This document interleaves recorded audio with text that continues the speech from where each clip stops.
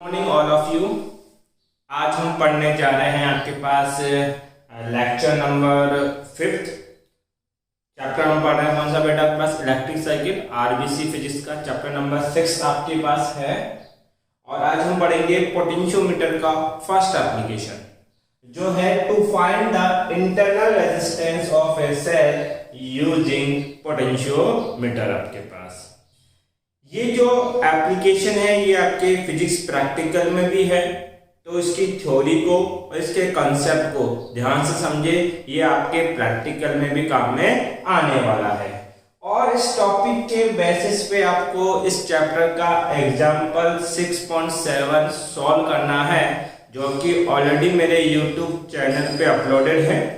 तो आप यूट्यूब पे जाए, वहां टाइप करें RBC physics bye Suresh sir, इस चैप्टर के प्लेलिस्ट में जाए और ये एग्जाम्पल सॉल्व करें। इस टॉपिक के जो प्रॉपर पीडीएफ नोट्स हैं वो वीडियो के नीचे डिस्क्रिप्शन में लिंक गिवन है, आप वहां से डाउनलोड करें और अपनी कॉपी में राइट डाउन करें।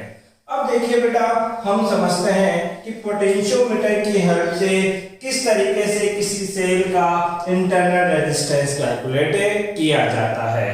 तो इंटरनल रेजिस्टेंस कैलकुलेट करने के लिए हमें इसका फॉर्मूला ड्राइव करना होगा, जो ऑलरेडी हम चैप्टर 5 में कर चुके, बट यहां मैं फिर से उसको रिकेप कर। तो वहां फॉर्मूला क्या था बेटा? आपके पास आपने क्या लिया था? एक सेल, उस सेल का ईएमएफ कितना बेटा? ई, साथ ही इसका एक इंटरनल रेजिस्टेंस कितना? आर, और इसको हमने कनेक्ट किया था एक एक्सटर्नल रेजिस्टेंस कैपिटल आर, और ऑन ऑफ करने के लिए क्या लगाते हैं बेटा? आपके पास की। ध्यान दीजिए, ये जो ईएमएफ है, ये ईएमएफ का डेफिनेशन क्या था? सर, ईएमएफ होता है पोटेंशियल डिफरेंस ऑफ इलेक्ट्रॉन्स या बिटवीन द इलेक्ट्रॉन्स। जो सेल है इसका एक पॉजिटिव इलेक्ट्रोड है और एक नेगेटिव इलेक्ट्रोड है, इन दोनों के इलेक्ट्रोड के बीच का जो पोटेंशियल डिफरेंस है उसको क्या बोला जाता है बेटा? ईएमएफ। बट यहाँ कंडीशन थी व्हेन सर्किट इज ओपन। तो हमने बोला ईएमएफ का कैलकुलेशन होगा कब बेटा? ओपन सर्किट पे। आपके पास जब सर्किट ओपन होगा तब आप क्या डिटरमाइन करते हैं बेटा? ईएमएफ। जैसे ही सर्किट को क्लोज करोगे, इसके अंदर करंट प्रोड्यूस होगी आई, और आई करंट जब आर रेजिस्टेंस में फ्लो होती है तो यहाँ पे टर्मिनल वोल्टेज वी प्रोड्यूस होता है, जिसकी वैल्यू कितनी थी बेटा? I R. और इस टर्मिनल वोल्टेज V को हमने किस तरीके से डिफाइन किया था? तो the potential difference of electrode when circuit is close. तो आपके पास V टर्मिनल वोल्टेज कब कैलकुलेट होगा? जब सर्किट क्या होगा बेटा? आपके पास क्लोज्ड सर्किट आपके पास होगा। तो ये दो इंपॉर्टेंट बातें हैं जो आपको अभी रिमेंबर करनी है।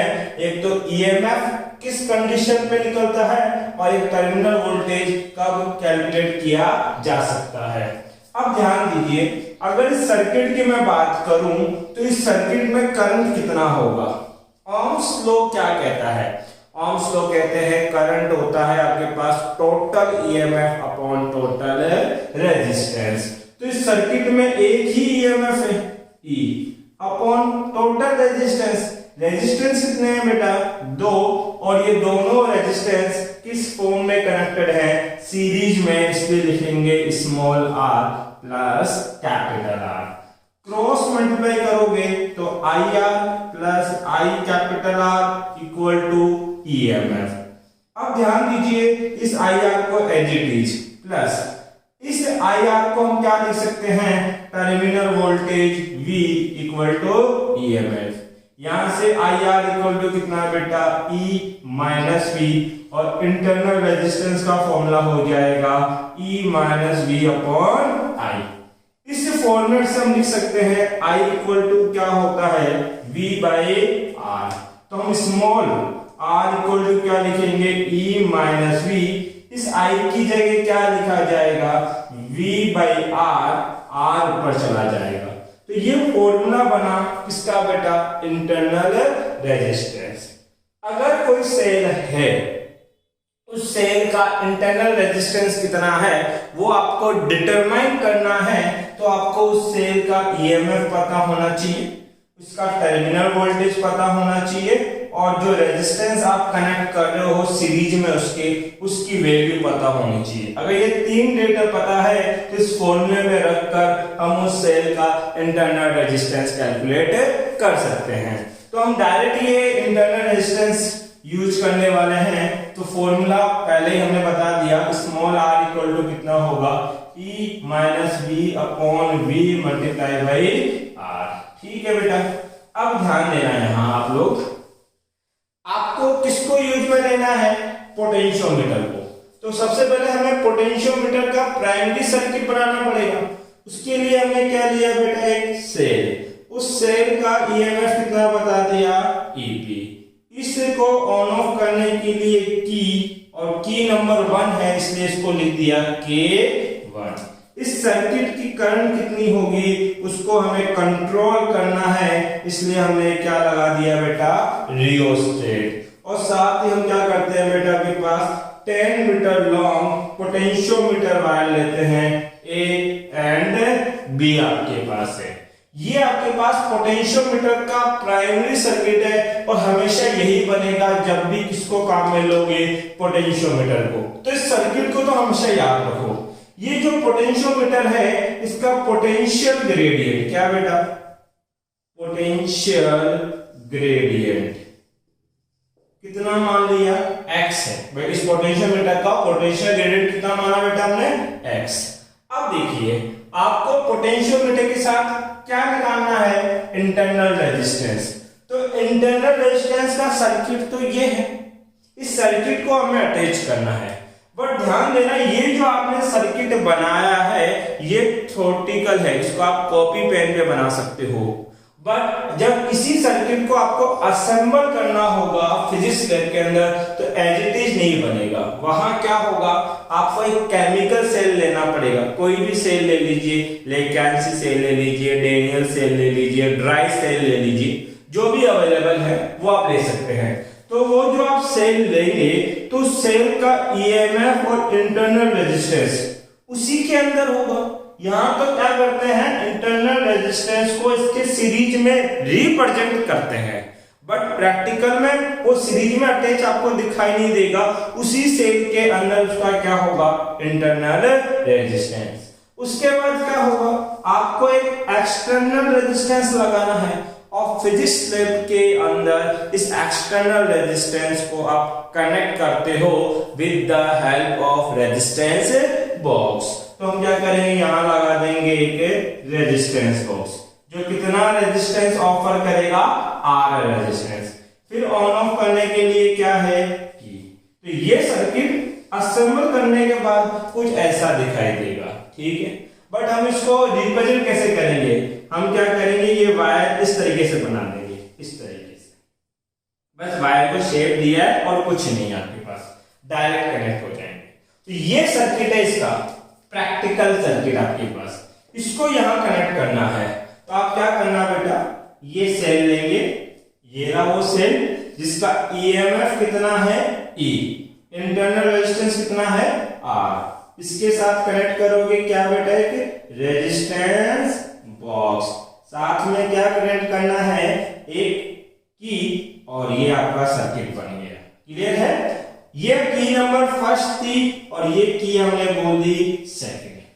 ये तो आपने असेंबल किया, कौन सा सर्किट बेटा, इंटरनल रेजिस्टेंस वाला सर्किट आ गया। नेक्स्ट हमें इस पोटेंशियोमीटर की हेल्प से एक बार तो ये ईएमएफ कैलकुलेट करना है, और एक बार इस रेजिस्टेंस बॉक्स के अक्रॉस जो टर्मिनल वोल्टेज आएगा वो कैलकुलेट करना है।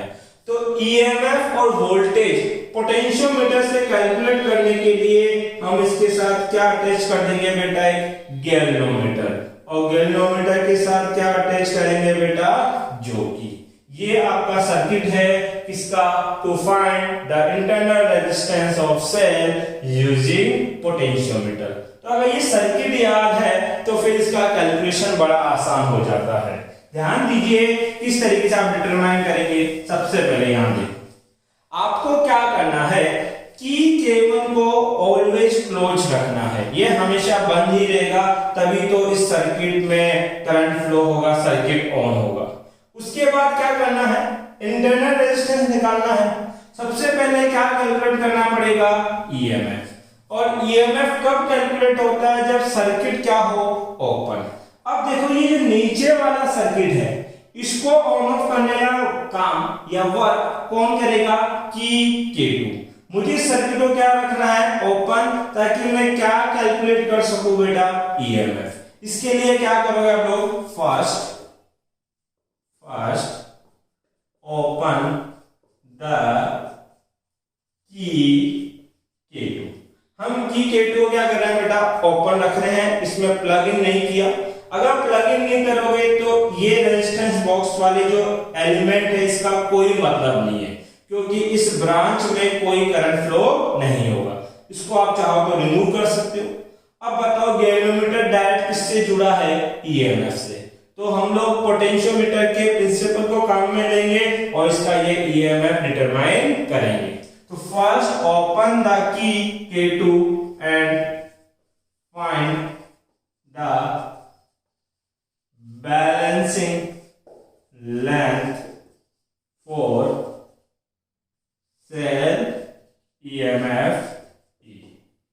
आपको क्या करना है, इस सेल ईएमएफ E के लिए बैलेंसिंग लेंथ निकालनी है। बैलेंसिंग लेंथ का मतलब क्या बेटा, ईएमएफ अटैच है गैल्वेनोमीटर से, गैल्वेनोमीटर अटैच है जॉकी से। आप जॉकी को क्या करना बेटा, इस पोटेंशियोमीटर वायर AB के ऊपर स्लाइड करना, यहां टच करके देखना। गैल्वेनोमीटर में अगर करंट जारी होगी तो इसका जो निडल है वो डिफ्लेक्शन करेगा। फिर अनदर पॉइंट पे टच करके देखना, अभी भी ये डिफ्लेक्शन कर रहा होगा। आपको एक पॉइंट ऐसा मिलेगा जिसपे गैल्वेनोमीटर का डिफ्लेक्शन 0 होगा, दैट मीन इस गैल्वेनोमीटर की करंट कितनी हो जाएगी, 0। मान लीजिए वो पॉइंट ये है, तो इस पॉइंट तक का आप लेंथ मेजर कर लेना और वो लेंथ कितनी बोल देना बेटा, L1। इस लेंथ को मेजर करने के लिए इस पोटेंशियोमीटर के अंदर 1 मीटर का स्केल लगा होगा, तो डायरेक्ट आप लेंथ मेजर कर पाएंगे। तो हमने बोला बैलेंसिंग लेंथ कितना आएगा बेटा, L1 आपके पास। Now principle of potentiometer. Potentiometer का प्रिंसिपल क्या कहता है, पोटेंशियोमीटर का प्रिंसिपल कहता है कि ईएमएफ और वोल्टेज कोई भी आप कैलकुलेट करना चाहते हो, किसकी हेल्प से, पोटेंशियोमीटर की हेल्प से, तो उसका फॉर्मूला होगा balancing length multiply potential gradient. यहां हम कैलकुलेट क्या कर रहे हैं, ईएमएफ E। बैलेंसिंग लेंथ कितनी है इसके लिए, L1, और पोटेंशियल ग्रेडियंट हमने कितना माना बेटा, x, तो ये हो जाएगा L1 multiply by x, equation number first. ठीक है। सिमिलरली देखो आपने क्या कैलकुलेट कर लिया बेटा, ईएमएफ। अब आपको कैलकुलेट क्या करना है, आपके पास टर्मिनल वोल्टेज। एक बार मैं देख लेता हूं फोकस हो रहा है क्या, ठीक है। देखिए टर्मिनल वोल्टेज की बात करता हूं मैं, तो ये किस तरीके से डिटरमाइन होगा आपके पास, टर्मिनल वोल्टेज तब कैलकुलेट कर सकते हो जब सर्किट क्या हो, क्लोज। अब ये सर्किट है, इस सर्किट को ओपन और क्लोज करने का वर्क कौन करेगा बेटा, की2, K2 आपके पास।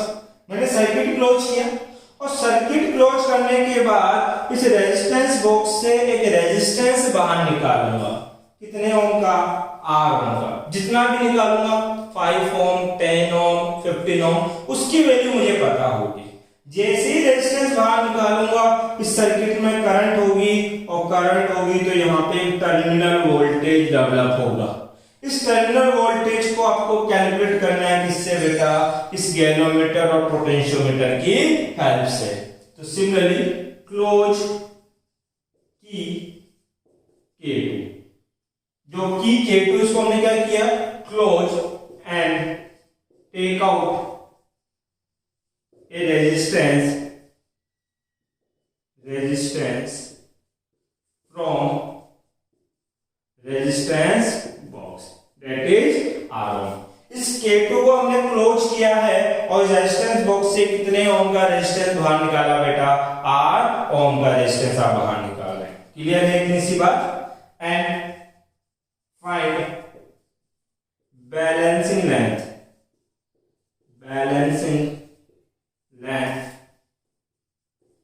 L2 for its terminal voltage. आपको क्या करना है बेटा, इसके टर्मिनल वोल्टेज के लिए बैलेंसिंग लेंथ निकालनी है। तो इस बार क्या होगा, सर्किट में कैलकुलेशन किसका होगा, टर्मिनल वोल्टेज का, क्योंकि सर्किट क्या है, क्लोज है आपके पास। वही काम करेंगे, गैलोमीटर किससे अटैच है, जॉकी से। जॉकी को इस AB वायर पे स्लाइड करोगे और तब तक स्लाइड करो जब तक इस गैलोमीटर में फिर से डिफ्लेक्शन कितना नहीं हो जाता, जीरो डिफ्लेक्शन का क्या मीनिंग है बेटा, कि इस गैलोमीटर की ब्रांच में करंट कितनी है, 0। मान लीजिए वो लेंथ ये आई और इस लेंथ को आप मेजर कर लेना कितना बेटा, L2। तो आपके पास लेंथ कितनी है, L2। अब आपने प्रिंसिपल पढ़ा है किसका, पोटेंशियोमीटर का। पोटेंशियोमीटर कहता है कि वोल्टेज या टर्मिनल वोल्टेज कैसे कैलकुलेट करते हैं, balancing length multiply potential gradient. तो टर्मिनल वोल्टेज V क्या होगा, बैलेंसिंग लेंथ कितना आया इस बार, L2, और इसका पोटेंशियल ग्रेडियंट कितना है बेटा, x multiply by x। Equation number second. अब मुझे इस डेटा की रिक्वायरमेंट नहीं है, मैं इसको रफ कर देता हूं, ध्यान देना बेटा। यहां V नो दिखाई दे रहा है, यहां तक का V नो दिख जाएगा। आपने इंटरनल रेजिस्टेंस का फॉर्मूला पढ़ा, small r equal to E minus B upon V multiply by R, ठीक है। From equation first and second, आपके पास इक्वेशन फर्स्ट और कौन है बेटा, सेकंड। फर्स्ट से तो EMF की वैल्यू पुट करनी है और सेकंड से टर्मिनल वोल्टेज की वैल्यू आपको पुट करनी है। तो स्मॉल r इक्वल टू कितना हो जाएगा, EMF की जगह क्या रखोगे बेटा, L1x माइनस टर्मिनल वोल्टेज की जगह L2x और टर्मिनल वोल्टेज की जगह L2x मल्टीप्लाई बाई R। अब देखो ऊपर x क्या आ जाएगा, कॉमन, और ऊपर वाला x से नीचे वाला x क्या हो जाएगा बेटा, कैंसिल आउट। तो बताओ इंटरनल रेजिस्टेंस का फॉर्मूला क्या बना, L1 मल्टीप्लाई L2 अपॉन में क्या चल रहा है, L2 और मल्टीप्लाई में क्या है बेटा, R। ये हमारा फॉर्मूला ड्राइव हो गया इंटरनल रेजिस्टेंस का। यहाँ पे L1 और L2 प्रैक्टिकली मेजर कर सकते हो और R रेजिस्टेंस बॉक्स की वैल्यू होगी जो हमें पता होगी। अब आपको केवल ये पता होना चाहिए अगर ये फॉर्मूला है तो L1 किस तरीके से मेजर होगा और L2 किस तरीके से मेजर होगा। देखो जब L1 मेजर करते हो तो इस T को ओपन रखना और जो बैलेंसिंग लेंथ आएगी उसको क्या बोल देना, L1। जब L2 मेजर करना है तो T को क्लोज करना और जो न्यू बैलेंसिंग लेंथ आएगी वो होगी L2 और जितना रेजिस्टेंस आपने रेजिस्टेंस बॉक्स से निकाला है वो होगा R1। ये तीन डेटा यहां रखोगे तो इस सेल का जो इंटरनल रेजिस्टेंस होगा वो कैलकुलेट कर सकते हो। अगर इस टॉपिक से रिलेटेड आपका कोई डाउट है तो आप मुझे कमेंट बॉक्स में पूछ सकते हो। थैंक यू बेटा। और इसका आप स्क्रीनशॉट ले सकते हैं।